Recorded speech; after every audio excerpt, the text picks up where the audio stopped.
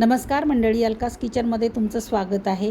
आधीचे 2-3 व्हिडिओ तुम्ही पाहिलेच असतील। सध्या तर मी गावाला आहे आणि ही सूनबाईने पालकची भाजी बनवलेली आहे, तो मी व्हिडिओ तुमच्यासोबत शेअर करत आहे। पालक व्यवस्थित साफ करून घेतलेला आहे, बारीक चिरून स्वच्छ धुवून घेतलेला आहे। पातेल्यामध्ये पाणी टाकून त्याच्यामध्ये पालकची भाजी टाकली आहे। थोडंसं मीठ आणि हळद टाकून घेतलेलं आहे शिजवण्यासाठी। त्याच्यानंतर हा शेंगदाण्याचा कूट केलेला आहे, तो शेंगदाण्याचा कूट पण त्याच्यामध्ये भाजी शिजवतानाच थोडासा टाकलेला आहे, अर्धा नंतर टाकणार आहे। आणि हे एक पळी तेल घालते शिजवतानाच। सगळं मिक्स करून घ्यायचं आहे व्यवस्थित। झाकण ठेवून 2 ते 3 मिनिटं आपण भाजी ही शिजवून घ्यायची। पालकची भाजी काय लवकर शिजते म्हणा। भाजी शिजलेली आहे, पाहू शकता तुम्ही, गाळ झालेली आहे भाजी। भाजी खाली उतरून घ्यायची आणि हे मॅशर घेतलेलं आहे तिने। मॅशरच्या साहाय्याने भाजी अशी गरगटून घेणार आहे, एकजीव करून घेणार आहे म्हणजे। आणि ही गरम गरम असतानाच असं करून घ्यायचं म्हणजे लवकर बारीक होते। आणि हा व्हिडिओ काढताना तिने स्वतःच शूट केलेला आहे।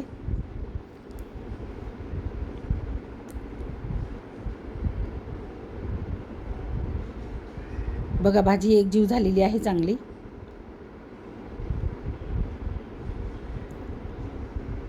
फोडणीसाठी हे वाटण काढलेलं आहे। हिरव्या मिरच्या, जिरं, लसूण, अद्रक आणि थोडीशी कोथिंबीर घेतलेली आहे तिने। आता हे मिक्सरमध्ये घालून थोडंसं जाडसर असं वाटण ती करून घेणार आहे। मिरची, आलं, लसूण टाकलेलं आहे, जिरं,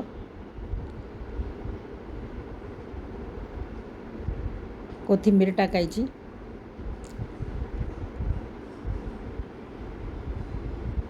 झाकण लावून घेतले आणि जाडसर वाटण अशा प्रकारे तिने तयार केलेलं आहे, पाहू शकता।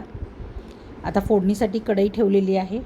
कढईमध्ये 2 पळी तेल घातलेलं आहे। ही पळी छोटी आहे त्याच्यामुळे 2 पळी टाकावं लागलं आहे। जिरं टाकलं आहे। जिरं चांगलं तडतडलं की ते हिरवी मिरचीचं वाटण आपण त्याच्यामध्ये टाकायचं।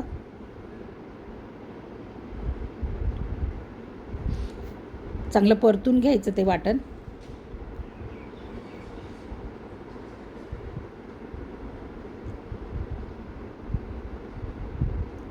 परतून झालेलं आहे व्यवस्थित।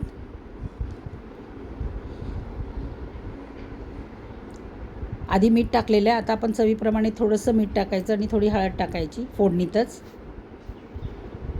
तेही मिक्स करून घ्यायचं व्यवस्थित।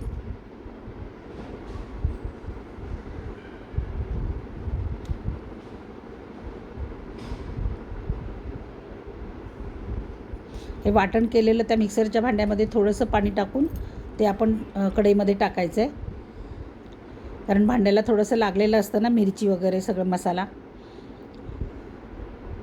आता हे व्यवस्थित परतून घ्यायचं। पाणी टाकून घेतल्याच्या नंतर त्याला चांगली उकळी येऊ द्यायची। मसाला भाजून झालेला आहे चांगला, बघा।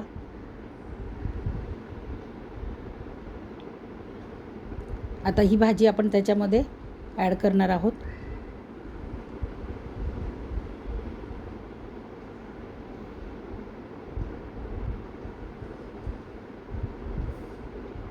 भाजी टाकल्याच्या नंतर सगळं मिक्स करून घेतलं आहे व्यवस्थित।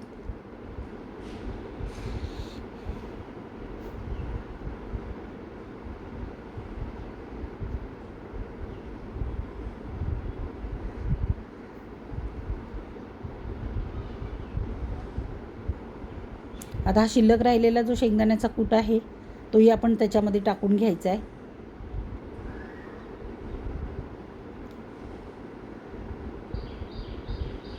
आणि व्यवस्थित मिक्स करून घ्यायचं। मिक्स झाल्याच्या नंतर झाकण ठेवून आपण 1 ते 2 मिनिटं ते वाफ काढून घ्यायची।